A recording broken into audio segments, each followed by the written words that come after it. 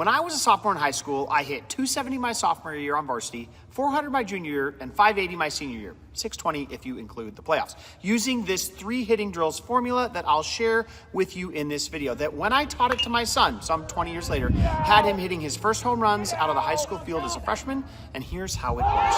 Step 1, you need to find the power leaks in your son or daughter's swing. We do this by using markerless motion tracking software to analyze a kid's swing and measure key areas of the swing that are leaking power. So, for example here, this is a shot taken the day after my son had finished high school, where we saw a little red flag pop up in his swing here, where it shows how fast the different segments of his body were firing. And what's supposed to happen is his hands should be moving faster than his arms at the end of his swing. But as this shows, his weren't, because his body was firing out of order. You see, the body is supposed to fire hips first, then shoulders, then arms, then hands. But my son's hands were firing too early in the swing, and he had gotten out of sequence. And this makes him move slower, as you can see here, with these final speeds being slower than his arms. So we prescribed a drill to fix this, which we call the twisted flamingo, which is a drill that puts his body in a position where he gets to really feel his hips opening up as he starts his swing, while his shoulders are still going back to correct this issue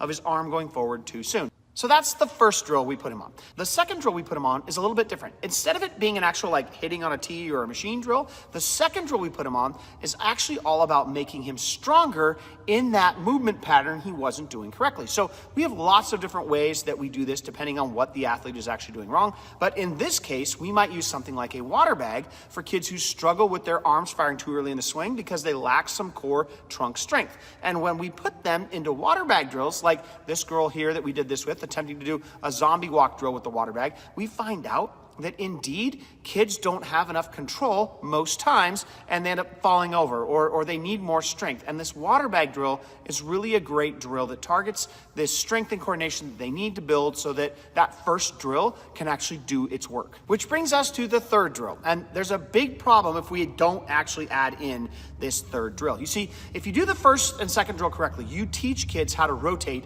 much faster. But the problem is it will cause them to actually over-rotate and struggle to hit for power to the opposite field if you don't add in this third piece. We call this third piece the balance drill. And we call it that because training a swing is a lot like balancing a scale, right? Like if you add a lot of one thing to one side of a scale, like bat speed training, for example, without adding stuff to the other side that balances it, like swing direction stuff that keeps you from pulling off balls, you'll always have an incomplete and out of balance swing. And one of our favorite drills for balancing out our swing and preventing over-rotating is to set up a tee at hip height on the chalk line.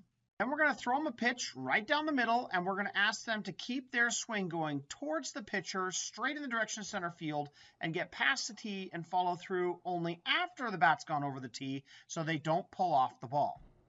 If their bat hits the tee, they ended up pulling off, but with this drill, we can keep their direction towards the middle of the field where the bat speed gains can be seen. And when you build up that bat speed, you build up the strength, and you build up the direction that keeps it going towards the middle of the field, you end up being able to do things like this, where my son hits his first high school varsity home run, and it actually goes out to left center field, something that is not very commonly done at the high school level. And all because we added swing direction work to his bat speed drills. So that's why we like this approach, where we use software to identify what's wrong.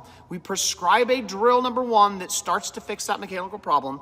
We prescribe a second drill that targets the movement and the strength and the coordination and speed of that movement. And then we prescribe a third drill to make sure that new movement doesn't keep our swing on plane with the incoming pitch, or take it off the incoming pitch. And when you do this for every mechanical problem your hitter has, and put a lot of thought into how you design the workouts to target all their issues, we see athletes making huge jumps and performance increases in very short periods of time. And obviously we're only talking about one mechanical problem here that we saw in my son's swing out of hundreds of potential problems that could be causing your kid to miss hit balls. And everybody's different. Everybody has different core strengths or weaknesses. But if you would like us to analyze your kid's swing and show you the drills we'd recommend for fixing your hitter's unique swing, so they have the 3 best type of hitting drills to attack their mechanical issues, we have software that we can do this for you with. It's a service we provide to families, and if you'd be interested in learning how we could run this for you and give you the best hitting drills that your kid needs, click the link below the video in the description section and learn more about how we can assess your swing